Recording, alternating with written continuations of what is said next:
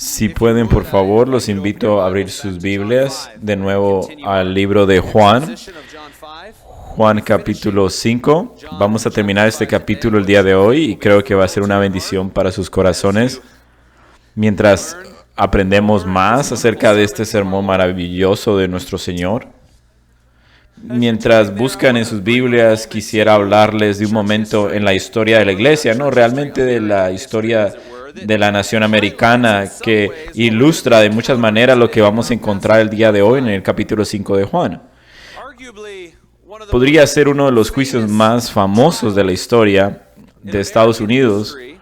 Hasta muchos de ustedes saben, y sucedió en eventos en la noche del 5 de marzo de 1770. Algunos de ustedes que se recuerdan en el tiempo que estaban estudiando en el colegio, en la escuela, o algunos de los jóvenes lo están estudiando ahora, y se conoce este evento como la noche de la masacre de Boston.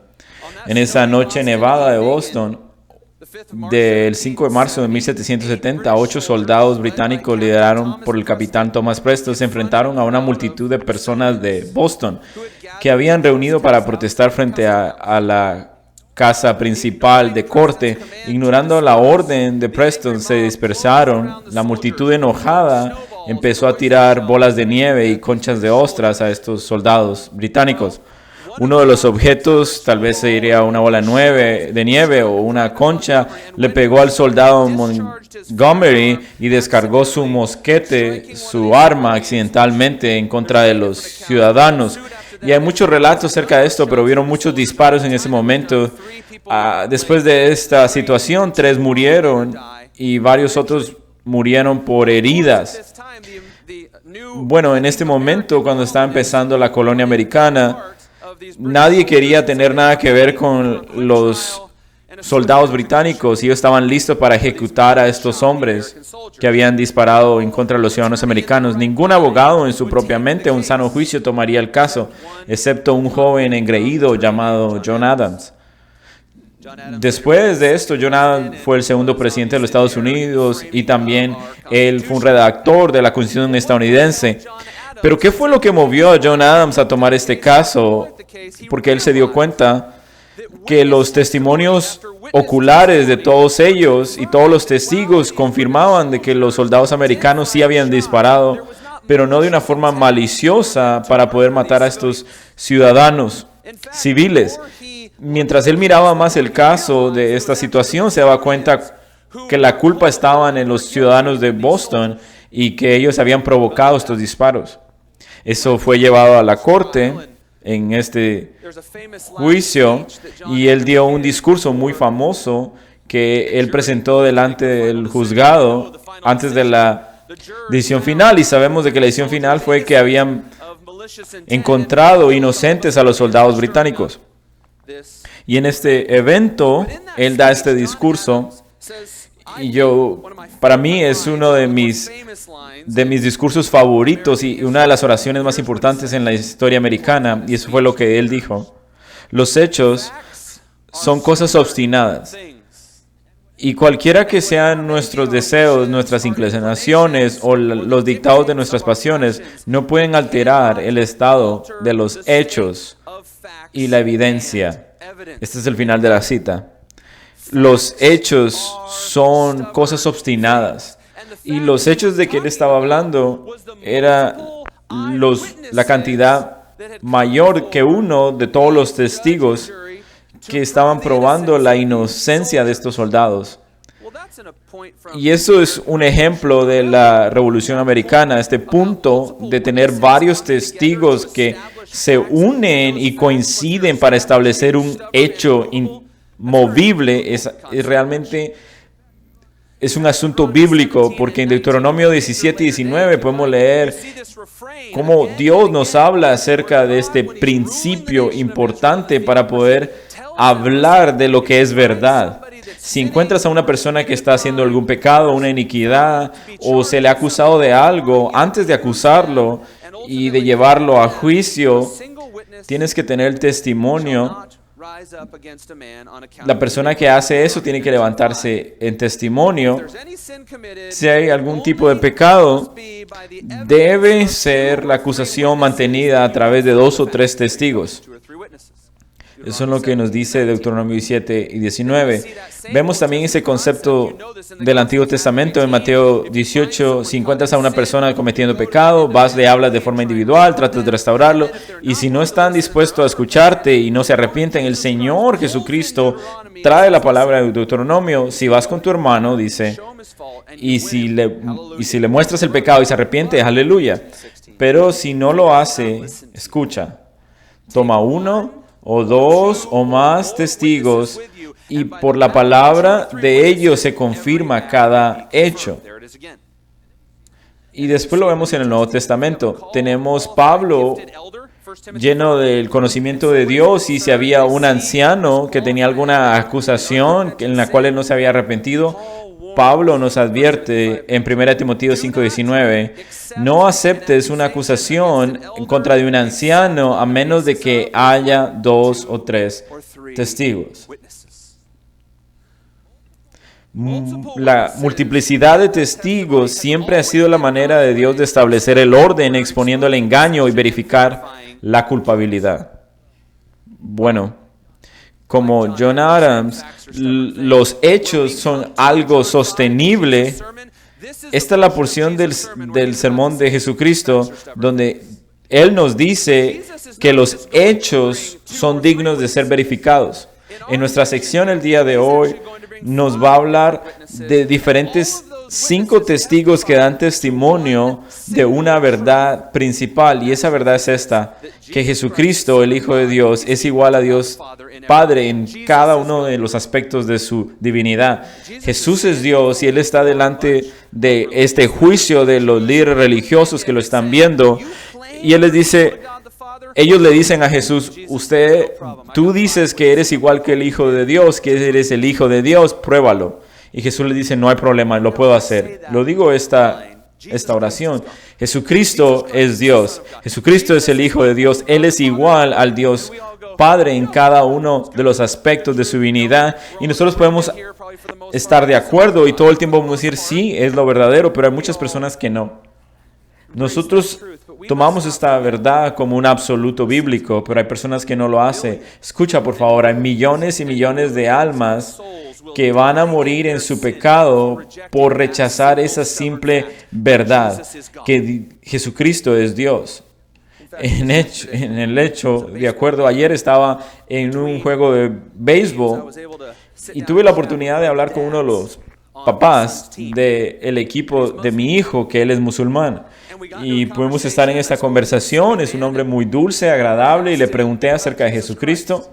Y le pregunté, como musulmán, ¿qué es lo que piensa hacer Jesús? Me dijo con mucha pasión, Darren, él era un gran profeta en la línea de Abraham, Isaac, Jacob y Moisés. Fue uno de los grandes profetas que vendría antes del profeta Mohammed, y la revisión que recibió Mohammed en el Corán dice que Jesús era un gran profeta. Inclusive mi hijo, dice este hombre, ha memorizado el Corán. Entonces yo le pregunté, solo para aclarar las cosas, es verdad que los musulmanes no creen que Jesucristo es igual a Dios Padre en cada uno de los aspectos de su divinidad. Él me dijo, Darren, nosotros creemos en María, creemos en Jesús el profeta, lo estudiamos acerca de su vida, pero no creemos que Él es igual que Dios el Padre. Él no es Dios.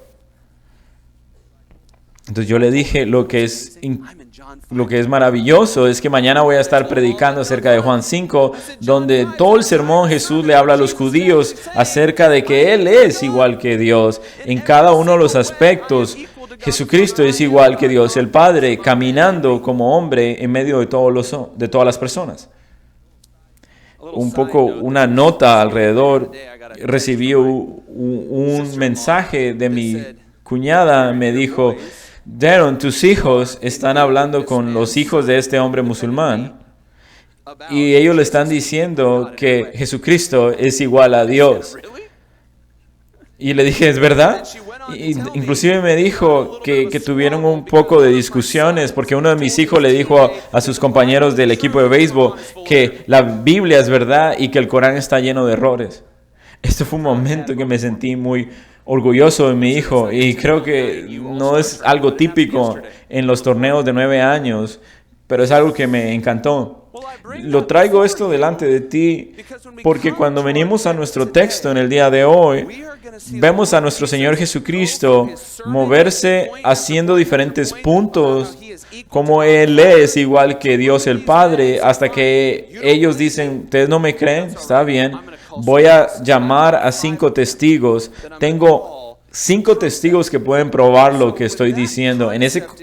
Teniendo ese concepto en su mente, quiero leerles Juan capítulo 5, 31 a 47, que es la última parte que nos hace falta en nuestra enseñanza. Si no has estado con nosotros en las últimas semanas, quiero recordarte que estamos en medio del sermón que Jesucristo dio a un grupo de falsos hipócritas, líderes religiosos, y esto viene después de un gran milagro que Dios hizo a través de Jesucristo. En los últimos 38 años hubo un hombre lisiado que Jesús lo sanó en el día de reposo y estamos en medio de este sermón. La semana pasada Jesucristo les dijo que si no se arrepienten van a estar delante del juicio de Dios y aún así ellos decidieron permanecer en su pecado. Y ahora vamos al verso 31. Si yo solo doy testimonio a mí mismo, mi testimonio no es verdadero. Otro es el que da testimonio de mí. Y yo sé que el testimonio que da de mí es verdadero. Noten el tema de testimonio, 33. Vosotros habéis enviado a preguntar a Juan, y él ha dado testimonio de la verdad.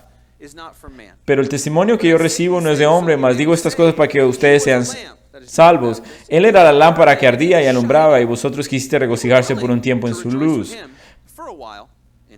Pero, verso 36, pero el testimonio que yo tengo es mayor que el de Juan, porque las obras que el Padre me ha dado para llevar a cabo, las mismas obras que yo hago, dan testimonio de mí, de que el Padre me ha enviado.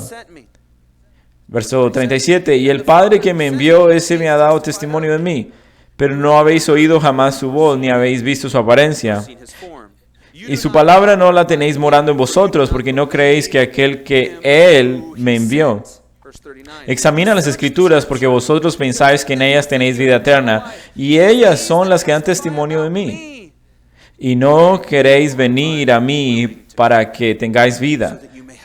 No recibo gloria de los hombres, como ustedes lo hacen, pero os conozco que no tenéis el amor de Dios en vosotros. Yo he venido en nombre de mi Padre y no me recibís. Si otro viene en su propio nombre, a ese recibiréis.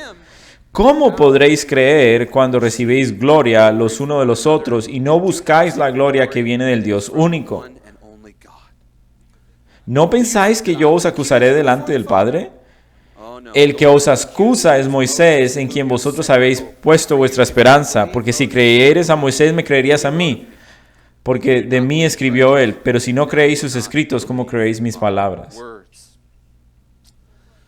Por nuestro tiempo el día de hoy, lo que quiero hacer es que miremos a estos testigos. Hay 5 de ellos y vienen directo del pasaje. 5 testigos que prueban y que Jesús demuestra delante de ellos, y cada uno de estos testigos confirman un hecho obstinado, que Jesús es el igual a Dios, que Él es el Mesías. Si estás tomando notas, este es el esquema del día de hoy. 5 testigos que prueban que Jesús es igual a Dios Padre. 5 testigos que prueban que Jesús es igual a Dios Padre. Testigo número 1 que él llama en el juzgado, y lo tomamos como el testigo principal. Jesús llama a Dios el Padre, que Él es el Mesías. Testigo número 1 es Dios el Padre. Empezamos acá, en el verso 31. Si yo solo doy testimonio a mí mismo, mi testimonio no es verdadero. Otro es el que da testimonio de mí, y yo sé que el testimonio que da de mí es verdadero. Vemos la palabra verdadero, la verdad absoluta, la única verdad. Si miramos cerca al verso 31, ¿qué es lo que Jesucristo está diciendo en el verso 31? Casi suena como que Jesús le está diciendo, Mi palabra no tiene veracidad. Si solo soy yo el que estoy hablando de mí, no deben confiar en mí. Obviamente no está diciendo eso, porque en todo el sermón, en este capítulo, está diciendo, deben creer que yo soy el Mesías porque yo lo he dicho. Lo que está diciendo en verso 31, si yo solo doy testimonio de mí, mi testimonio no es verdadero. Bueno, Él está llevándolos a ellos desde la ley de Deuteronomio que leímos en el 17-19 y les está llevando a sus mentes diciéndole, ustedes, amigos, piensan de que debemos cumplir y tú dices que eres obediente a la ley mosaica, pero yo te digo algo, voy a usar ese mismo ambiente en el que ustedes se mueven. Ustedes dicen que yo no soy el Mesías y que si yo lo digo no tengo testigos, debo tener 2 o 3, pero buenas noticias, yo tengo el mayor de los testigos y estoy llamando al testigo que confirma quién yo soy, es mi Padre. Verso 32. Otro es el que da testimonio de mí. Y yo sé que Él da testimonio que da de mí es verdadero. Tal vez ustedes no lo creen, pero lo que mi Padre dice de mí es la verdad absoluta. Y notemos ahora, sabemos que está hablando de su Padre. Aún no miramos a Dios el Padre y nos podemos preguntar en el texto, ¿quién va a ser el primer testigo? El primer testigo dice Jesús, porque voy a comparar al primer testigo con el segundo testigo. El primer testigo es divino. El que ustedes dicen que adoran, el que ustedes proclaman que adoran a Dios el Padre, bueno, Dios el Padre tiene un mensaje para ustedes, verso 33. Vosotros habéis enviado a preguntar acerca de Juan el Bautista, y él ha dado testimonio de la verdad. Pero noten esto, pero el testimonio que yo recibo no es de hombre. Esto es lo que significa, el primer testigo ocular es divino, verso 35. Juan el Bautista era la lámpara que ardía y alumbraba, y vosotros quisiste regocijarse por un tiempo en su luz. Pero por contraste, el testimonio que yo tengo es mayor que el de Juan. Porque las obras, está hablando de Dios el Padre, porque las obras que el Padre me ha dado para llevar a cabo, las mismas obras que yo hago, dan testimonio de mí. Verso 37, y el Padre que me envió, ese ha dado testimonio de mí, pero no habéis oído jamás su voz ni habéis visto su apariencia en ningún momento.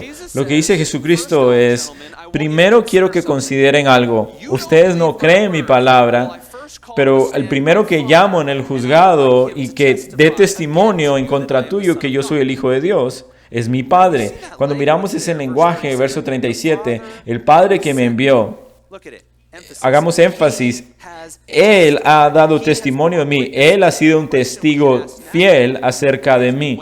La pregunta es, ¿cuándo Dios el Padre dio testimonio acerca de Jesucristo? Que Jesús era su Hijo. Y Jesús les hace la pregunta, ustedes nunca han visto a mi Padre en forma corporal, pero yo les doy testimonio acerca de Él. La única forma o el momento que se dio fue en el bautizo de Jesucristo. Recuerden que ellos estaban alrededor de Juan el Bautista como testigos cuando en el bautismo de Jesús el Espíritu Santo descendió como una paloma y en ese momento Dios el Padre testificó.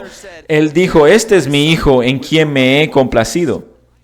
Esto, lo que Jesús les está recordando a estas personas, ustedes escucharon la historia, ustedes lo vieron y el cielo fue abierto y Él dio testimonio acerca de mí diciendo, mi Hijo está aquí, Él es el Mesías y en el cual ustedes no quieren creer. El primer testigo es Dios el Padre. Dios el Padre, es el primer testigo que Jesucristo les está diciendo que pongan atención. Luego vemos que en el monte de la transfiguración, Dios el Padre da el mismo testimonio acerca de Jesucristo.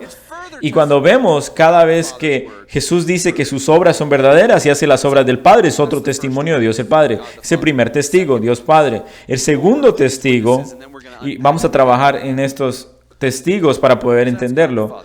Testigo número 2 que Jesucristo quiere llamar en el justo juicio por su deidad, dice Juan el Bautista. En un momento voy a describir, pero en un momento atrás, el contraste era entre Dios Padre y Juan el Bautista. No solo porque Dios el Padre es el mayor de los testigos, Juan el Bautista no es un buen testigo, él también es un testigo verdadero. Y es algo maravilloso lo que dice, porque va a reprender a estos hombres y les va a decir, ustedes no quieren escuchar al Padre, pero hubo un momento en que por un periodo corto ustedes estuvieron escuchando a Juan el Bautista, y antes de que yo hubiera sido manifestado y proclamado mi ministerio público, ustedes siguieron a Juan el Bautista. ¿Y saben algo? Dijeron en un momento que le agradó Juan el Bautista y estaban dispuestos a seguir su influencia, y él tenía toda esta muy buena perspectiva con la gente y la gente lo admiraba a él y ustedes lo querían seguir. Juan el Bautista, como les dije anteriormente, él era más famoso en su principio de ministerio que Jesucristo. Él era tan famoso que, de acuerdo con algunos historiadores judíos, Herodes tenía miedo de él. Incluso tenía miedo de que Juan el Bautista tomara, hiciera un ejército y derrocara al reino romano. Entonces Jesús les dice, ustedes no escuchan al Padre, vamos a hablar acerca de Juan el Bautista. Noten, verso 33. Ustedes le han ido a preguntar acerca de Juan y él ha dado testimonio de la verdad. La única verdad, la verdad absoluta, la verdad que Jesucristo es igual a Dios Padre en cada aspecto. Y ahora miren lo que Jesús les dice a ellos acerca de Juan. Él era la lámpara que ardía y alumbraba. Y miren el lenguaje aquí, es un lenguaje fuerte y les dice, y vosotros quisiste regocijarse por un tiempo en su luz. Muchas veces miramos la imagen de Juan el Bautista, donde él ofende a todos y después su cabeza es cortada. Pero lo que Jesús está diciendo inicialmente, porque el ministerio de Juan el Bautista era tan fuerte, había tanta luz alumbrando de ese ministerio que movía los corazones de esta gente para seguirlo a él, y inicialmente ustedes lo quisieron seguir. Utiliza aquí 3 diferentes tipos que hablan de algo que es brillante, que arde y deslumbra. Vemos acá la idea de ardiente y brillante, como cuando prendes una luz y la ves en la oscuridad y está parpadeando y pareciera que te cautiva si estás en la oscuridad y quieres caminar hacia la luz, aunque no sabes exactamente qué es, pero te atrae. Es la idea de ardiente y brillante que pone tus ojos en un solo foco de orientación. Y luego dice, te regocijabas. La idea aquí de regocijarse es aceptar completamente en contentamiento lo que estaba haciendo Juan el Bautista. Y ustedes tal vez pensaron, este hombre Juan nos puede ayudar para tener influencia como él la tiene. Y dice acá que ellos querían vivir en esa luz. Mi pastor, Jerry Ragg, me decía, por muchos años, cuando estuvo debajo del ministerio de Pastor John MacArthur en la iglesia Community en California, lo que voy a decir ahora, no estoy hablando mal o querer discriminar a un grupo de personas, sino que Pastor John MacArthur decía, cuando tienes una luz en la comunidad y alumbras esa luz y tu ministerio es atractivo, muchas veces vas a atraer verdaderos creyentes, pero también vas a atraer gente falsa que solo están interesados en la luz. Y Pastor John MacArthur le decía a Pastor Jerry, recuérdate que cuando tu ministerio alumbra puedes atraer multitudes de insectos, de bichos. Y lo que quiere decir es que mientras tienes el ministerio que está creciendo de forma bíblica, muchas personas van a decir, este es el evangelio, esta es la verdad de Dios, quiero ser como ellos y seguir a Jesucristo porque son salvos. Pero también vas a tener gente como estos judíos que dicen, me encanta esa luz, me parece fascinante, quiero ver qué está pasando, les interesa, quiero acercarme a la luz, me gusta la gente cristiana, me gusta la familia, los roles cristianos, tal vez debo saber lo que está pasando por un momento, como algunos de esos judíos que estaban probando y averiguando, investigando quién era Juan el Bautista. ¿Qué fue lo que los detuvo? Mateo 3:8, también en otros versículos dice, pero cuando vinieron ellos al Jordán donde Juan estaba bautizando, dijeron, hemos venido acá, tú has dicho, Juan, que el Mesías va a venir, queremos ser bautizados también en tu movimiento, queremos ser parte de esta organización masiva de multitudes. Y recuerda lo que Juan el Bautista predicó, uno de estos mensajes poderosos. Ustedes, generación de víboras, ¿quién os enseñó a huir de la ira venidera? Por tanto, dad frutos dignos de arrepentimiento y no presumáis que podéis decirnos a vosotros mismos, tenemos a Abraham por padre. Juan les dijo, yo les digo a ustedes, Dios puede levantar de estas piedras hijos de Abraham. Y Juan les dice, el hacha ya está puesta a la raíz de los árboles, por tanto todo árbol que no da buen fruto es cortado y echado al fuego.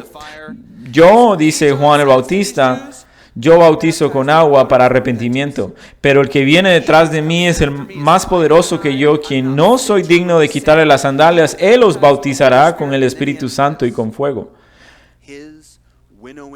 El viento está en su mano y limpiará completamente su era y recogerá su trigo en el granero, pero quemará la paja en fuego inextinguible. En ese momento, los judíos no querían tener nada que ver con la luz de Juan el Bautista. ¿Qué fue lo que pasó? ¿Qué fue lo que cambió, amado? Esos judíos querían seguir al Mesías en cuanto y tanto podían tener todo lo que querían. Pero Juan les decía, tienen que arrepentirse y arrodillarse delante de Dios. Y ellos se enojaron en contra de esto. Amados, esto es una gran implicación para nosotros. Y quiero hablarles. Van a haber personas que van a venir a tu vida y quieren verificar lo que está pasando.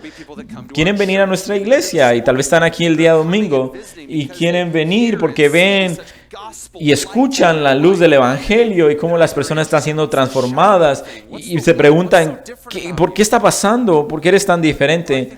Y creo que aquí hay algo que nos alienta, pero también una advertencia.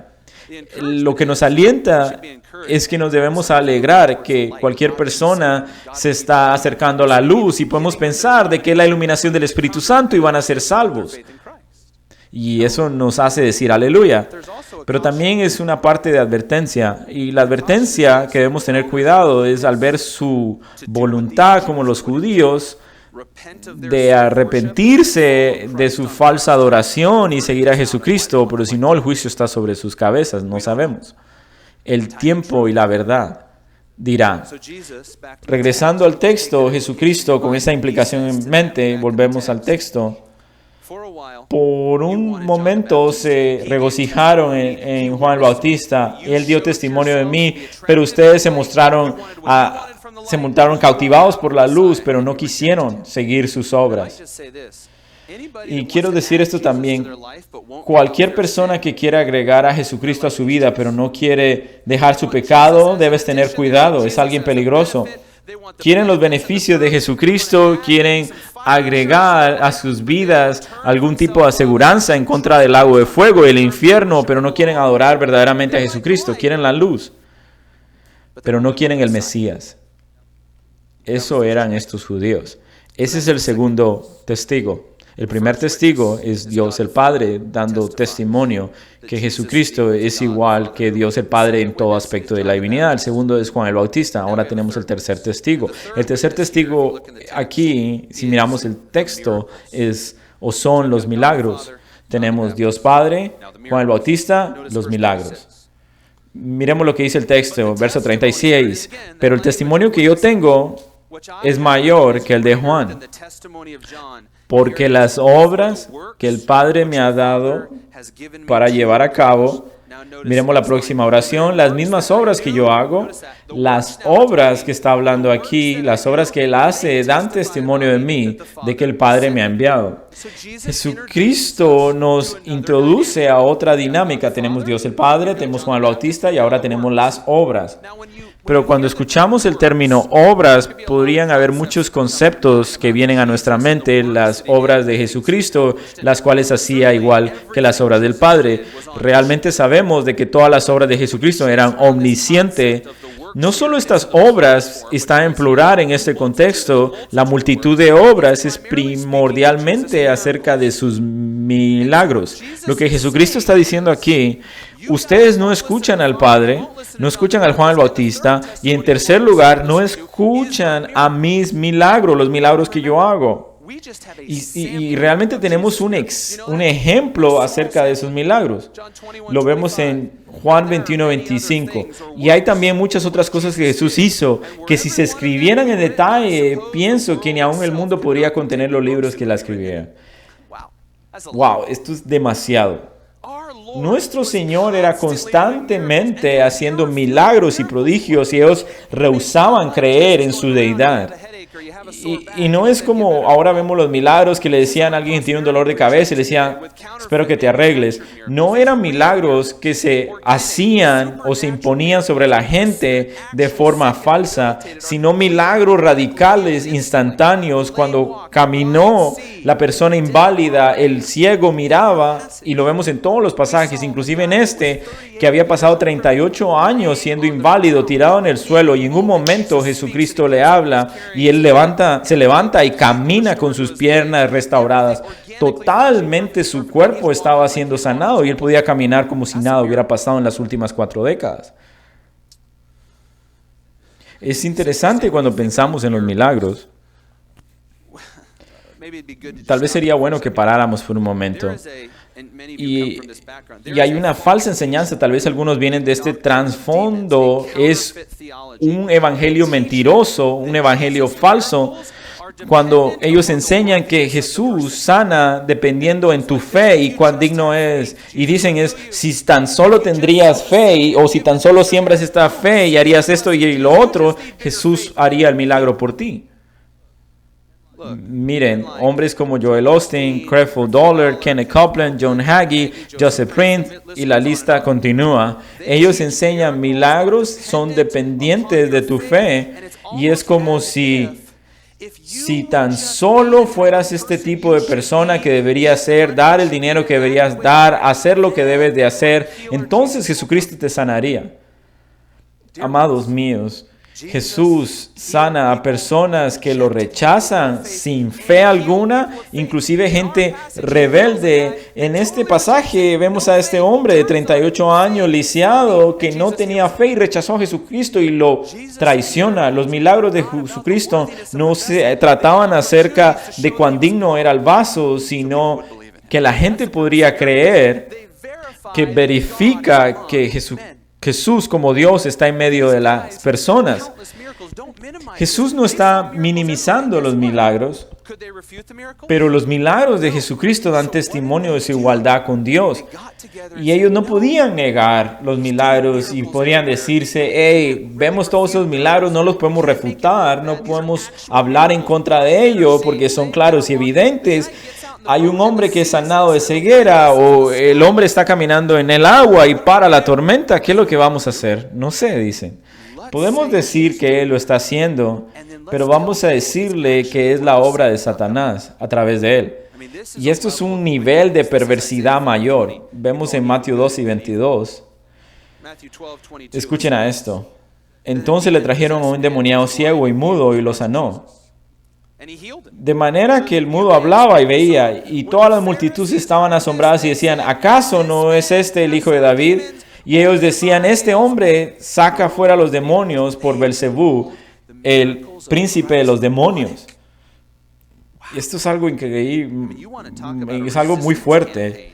Es gente que resiste la santidad de Dios y dice que las obras santas de Dios son la obra de demonios. Realmente has caído hasta lo más bajo.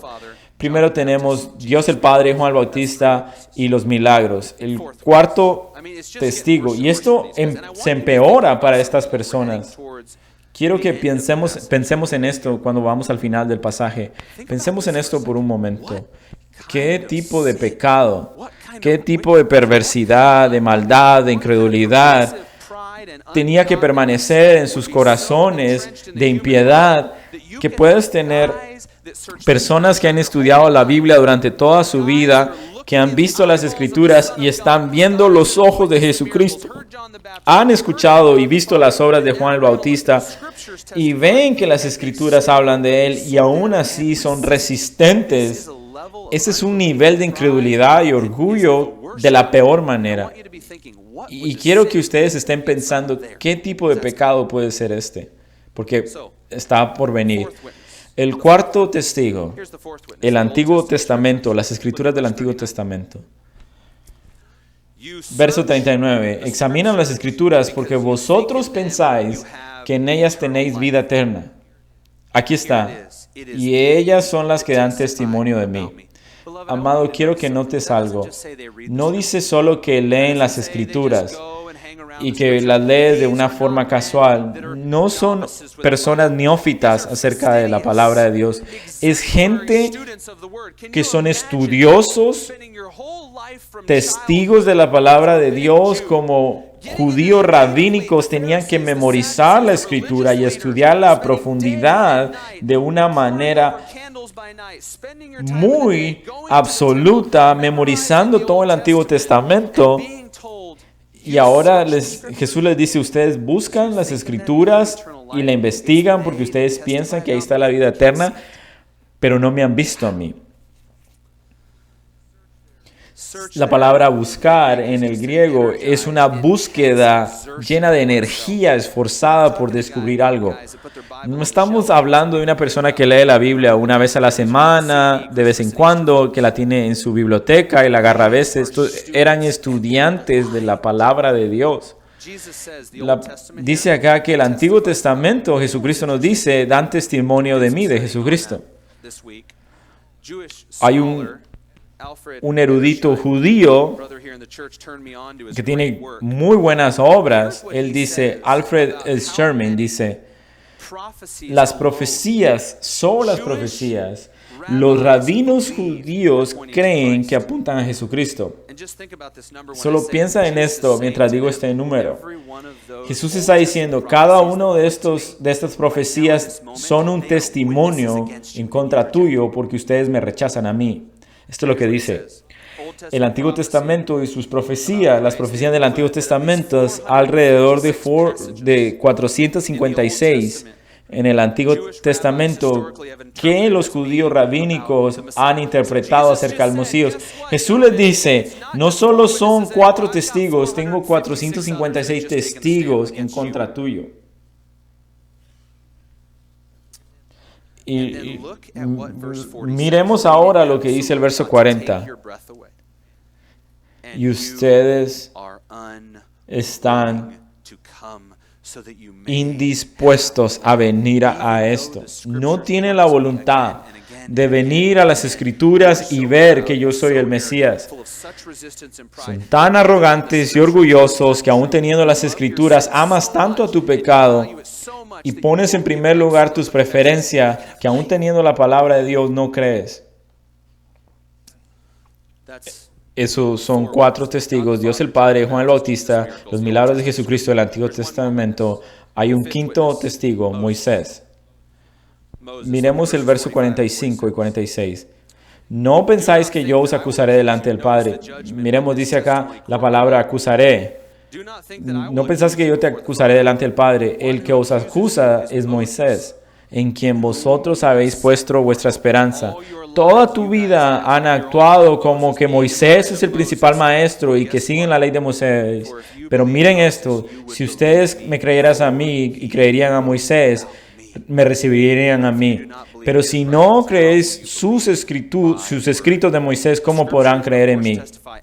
Moisés ha escrito en el Antiguo Testamento. Moisés es el quinto testigo ser llamado en el juicio. Jesucristo está siendo supremamente ofensivo a estas personas. Y sabemos de que los milagros te darán testimonio, pero Moisés es nuestro. Y ahora realmente estás en contra nuestro, ellos pensarán. Debemos parar por un segundo. Debemos preguntarnos algo. 5 testimonios que prueban el hecho obstinado que Jesucristo es el Mesías, igual que Dios Padre. Multiplicidad de testigos donde habla, Dios el Padre está hablando, Juan el Bautista, los milagros del Antiguo Testamento, pero aún en el verso 40, no quieren venir a mí. Miremos verso 42 y 43. Él agrega, pero os conozco que no tenéis el amor de Dios en vosotros. Yo he venido en nombre de mi Padre y no me recibís. Si otro viene en su propio nombre, a ese recibiréis. Paremos por un segundo antes de explicar esto. Y quiero levantar esta pregunta nuevamente que mencioné. ¿Qué tipo de pecado? Y quiero que pienses fuertemente en esto. ¿Qué tipo de pecado? ¿Qué nivel de perversidad? ¿Qué tipo de manifestación de pecado que estás atrapado en tu alma? Que ellos describirían las obras de Dios como las obras de Satanás. Que vas a escuchar a testigos verdaderos y no quieren venir. Que ellos mirarán los ojos de Jesucristo y saber todo lo que la Escritura dice acerca de Él y aún no quieren responder. ¿Qué tipo de pecado haría alguien tan ciego? Verso 39, que han buscado las Escrituras, que las han examinado, estudiado las Escrituras, y aún así no pueden ver a Jesucristo que está enfrente de ellos como el Mesías. ¿Qué tipo de pecado es? Jesucristo les dice, verso 44, ¿cómo podéis creer cuando recibís gloria los unos de los otros y no buscáis la gloria que viene del Dios único? Había en estas personas un amor tan grande por su propia gloria, por ser importantes, por tener el pasaje principal de todo. Eran egocéntricos y era algo tan malo que estaban dispuestos a decirse el uno a los otros qué tan bueno eran ellos. Verso 41 y 42. Jesús les dice, no recibo gloria a los hombres. Y el griego, la palabra acá se lee así, no busco la gloria de los hombres. Yo no vivo mi vida por la gloria de los hombres, sino por la gloria del Padre. Pero ustedes aman su propia gloria, aman su orgullo, su propia agenda. Todo se trata acerca de ustedes, tus deseos, tus metas, tus sueños. Yo. Esa es la verdad de tu vida. En hecho, lo único que quieres hacer es encontrar gente que está de acuerdo contigo y se quieren hablar los unos a los otros para alabarse a sí mismos. Verso 44. ¿Cómo podéis creer verdadera salvación en fe cuando recibéis gloria los unos de los otros y no buscáis la gloria que viene del Dios único? Amado, Jesús les está diciendo, tu problema, ¿por qué no puedes ver la verdad en las Escrituras? ¿Por qué no me escuchas ahora? ¿Por qué no crees los testigos? Es porque tu vida y el propósito es su propia gloria, la gloria de hombre. Y la pasión en tu vida es satisfacer tus propios deseos y eso te corta del reino. Realmente, si pensamos en esto, Jesús les está ofreciendo vida eterna. Verso 34. Pero el testimonio que yo digo es para que ustedes sean salvos. Verso 40. No queréis venir a mí para que tengáis vida. Te estoy ofreciendo vida, pero estás tan hundido en tu pecado que no quieres venir a mí. Y quiero que notes esta línea aquí, esta oración aquí, verso 40. Cuando les habla acerca de este pecado, de esta ambición, este amor propio, y no quieres venir a mí. La palabra aquí no querer habla acerca de un deseo, una voluntad, emociones, y nos habla acerca del trono de nuestro corazón. Lo que Jesús le está diciendo, ustedes, la razón por la cual no quieres venir no es un problema intelectual, No es un problema acerca de obras o de testigos o cuánto tiempo pasa en las escrituras. El problema no es intelectual, es moral. La razón por la cual no quieres venir es no porque no me puedas ver en las escrituras, es porque no quieres cambiar. El grupo de palabras acerca de no querer venir nos habla acerca de la voluntad del corazón. No es una falta de habilidad de ver evidencias y pesar los hechos, sino es una situación de rebeldía en el corazón. Amados, quiero poder explicar esto por un segundo. El corazón de todo orgullo y el lugar más oscuro es que nosotros, como criaturas, en vez de querer servir y adorar y tener la meta de adorar a nuestro Creador, buscar nuestra propia gloria. Pensamos en esto. Aún Él está diciendo que tu propio amor y el compromiso que tiene para satisfacerte a ti mismo es tan agresivo que no puedes leer la Biblia, no la puedes entender. Y aún aunque la leas y la leas, no la entiendes. Pero porque no estás arrepentido de tu pecado y lo dejas afuera, las Escrituras es un libro muerto. Porque eres orgulloso. El amor por sí mismo y por su propia gloria, por tener significado sobre todas otras cosas, el amor de poder vivir solo para mí, separado de Dios, te va a anular del entendimiento de las Escrituras y vas a ver la palabra de Dios y la vas a referir a Satanás. Lo dije anteriormente. ¿Cuál es el pecado? Que está tan profundo en el corazón que va a hacer que estos hombres rechacen estos 5 testigos y vivan para sí mismos. Es porque el propósito era buscar su propia gloria, no la gloria de Dios. Estaban comprometidos a sí mismos. La única ambición era en ellos. Si les preguntabas el propósito de su vida, iban a decir que era buscar su propia realización. Jesucristo dice, yo no soy así. Toda mi vida es la gloria del Padre. Y si ustedes no se arrepienten de este amor a sí mismos, ustedes serán cortados y habrá una pared entre Dios y ustedes. Pensemos en esto. Esto realmente es el dinero de hoy en día. Entretenimiento, propia gloria, alabarse a sí mismos. Tenemos políticos, actores. La forma de comunicarse hoy en día es el amor propio y la idolatría a sí mismo. Y cómo una persona es afectada y cómo pueden obtener lo mejor, y si no es bueno para mí, yo solo voy a hacer lo que más me favorece. El propósito de vida es el sí mismo, no Jesucristo y su gloria. Jesucristo le está diciendo, ustedes no pueden venir porque la búsqueda de su vida es sí mismos. Y esto nos habla de que es un cristiano. Si queremos cortar toda la grasa y preguntar esta pregunta, ¿eres un cristiano? Puedes preguntar esto.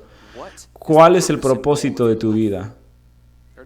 Si la respuesta es propia y sus pasiones, la respuesta cristiana, la gloria de Dios, la gloria de Cristo. Mi vida se trata solo para Él, mi tiempo, mis recursos, mi capacidad, todo lo que hago es Jesucristo y nada más. Si mi vida se trata acerca de mí y lo que yo quiero hacer y mis propósitos y cualquiera que se oponga está en mi camino, es una vida perdida. Jesucristo les dice, no me pueden encontrar en la Escritura por su orgullo.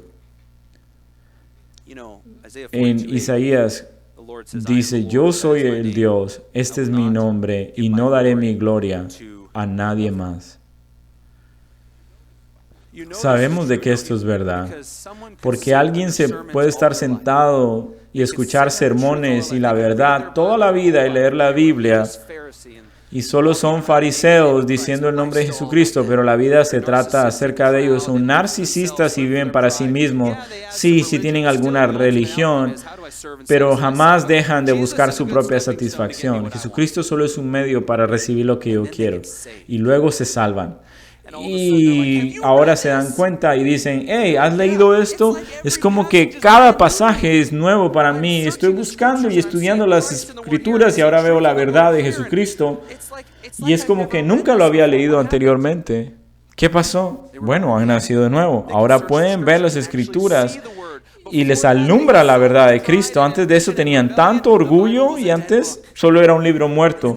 Y luego vienen y son salvados y la Biblia está viva. Y es lo que dice aquí, ustedes buscan la escritura pero no me pueden encontrar porque solo se ocupan de sí mismos. Segunda de Corintios 5:15, y por todos murió, para los que viven, ya no vivan para sí, sino para aquel que murió y resucitó por ellos. Jesucristo no murió solo por nosotros, para que vivamos para nosotros, sino para que vivamos para Él. Es contrario a ser cristiano decir de que yo vivo solo para mí. Jesucristo dice, ustedes resisten todos los que les muestro porque se aman a sí mismos. Cuando personas vienen a nosotros, yo quiero conocer a Jesucristo, quiero conocer el Evangelio. Bueno, vengo por la luz, me vine a sentar acá y tal vez soy yo. Esto es lo que le digo. Ve y estudia las Escrituras y es ahí donde vas a encontrar a Cristo. Ese es un buen consejo, pero creo que debemos agregar, cuando venga la Escritura, debes dejar tu orgullo afuera. Arrepentirte de el deseo por tu propia gloria y ser importante para los demás, y ahora tendrás la llave para entender las Escrituras. Como creyentes, nosotros nos regocijamos porque decimos, wow, si el Señor no hubiera tenido misericordia y darme la oportunidad de nacer de nuevo, nosotros nos alegramos y nos arrepentimos de nuestro orgullo. Pero los no creyentes no entienden las Escrituras por su orgullo. Y tienes dos categorías de personas: las personas que viven para sí mismos y los que viven para la gloria de Dios. El cristiano vive para la gloria de Dios y el no cristiano para sí mismo y se pierde. Y eso demuestra que nosotros también podríamos ser así. El infierno está lleno de personas que son estudiosos de la Biblia, pero llenos de orgullo y usaban la Biblia como un pedestal para sus propios deseos. Los cristianos son humildes sirvientes de Dios. Y lo primero que tenemos que tener en nuestro entendimiento de Jesucristo, la palabra de Dios se estudia a través de sumisión. Aunque lo digo, amados míos, y todo esto es verdadero en forma categórica, vamos a ver la aplicación. No porque mi vida solo es para la gloria de Dios, quiere decir de que no. Tengo momentos en que me amo a mí mismo. No es quien yo soy en categoría, pero en la práctica pueden haber pecados que me quieren hacer volver a buscar la satisfacción personal. Quiero llevarles a 3 implicaciones de este texto. Jesucristo dice, el amor por sí mismo y la gloria es una barrera, pero para el creyente, si yo vivo para mí mismo en cualquier hora, es una área, soy creyente, donde mi fe tambalea. También dice, si eres lleno de tu propia gloria, estás cortado de las Escrituras. Pero si soy un creyente, tengo la mente de Cristo, puedo leer las Escrituras. Pero si vengo a la palabra de Dios en orgullo y no creo lo que dice y no quiero ser sumiso a la palabra de Dios, este libro no va a estar vivo para mí. Y la tercera implicación que quiero decir: estas personas, por su amor a sí mismo y su propia gloria, sus emociones eran en contra de Dios, amaban las cosas mal. Nosotros como creyentes podemos mirar lo que brilla y perder nuestro enfoque en Cristo. Mi exhortación es: examina tu vida y pregúntate, ¿alguna área en tu vida donde estás buscando tu propia gloria y orgullo, donde puedes arrepentirte y confesarlo para que eso se redireccione y sea para la gloria de Dios? Porque esto es lo que Cristo quiere para nosotros, que nuestra vida sea un compromiso para su gloria. Le pedí a nuestro hermano Daniel que cante la canción que hemos cantado. toda gloria sea para Cristo, pero quiero que lo canten como una oración. Nosotros sabemos que este canto dice una verdad, pero no quiero que lo piensen así. Quiero que lo hagan una oración, donde ustedes oran, ¿en qué área de mi vida no es acerca de la gloria y la honra para ti? Muéstramelo para poder arrepentirme y redireccionarlo. Y creo que podemos aprender una gran lección en esto. Y si no conoces a Jesucristo, estas son todas las razones por las cuales estás cortado de la comunión con Dios y debes arrepentirte y venir a Él. Oremos. Señor, te doy gracias por estas personas tan dulces que han escuchado tu palabra y ha penetrado en sus corazones. Gracias por los 5 testigos que testifican acerca de ti. Perdónanos por nuestro orgullo. Perdónanos por el amor a nosotros mismos, por el amor a nuestra propia gloria, por buscar lo nuestro. Y haznos personas que en verdad busquen en cada área y te den gloria en todo. Si hay alguna persona que no está dispuesta a venir, te pedimos que tú penetres ese orgullo y expongas su pecado y que le sepa tierra en su boca la maldad que hacen, Señor. En tu nombre oramos. Amén.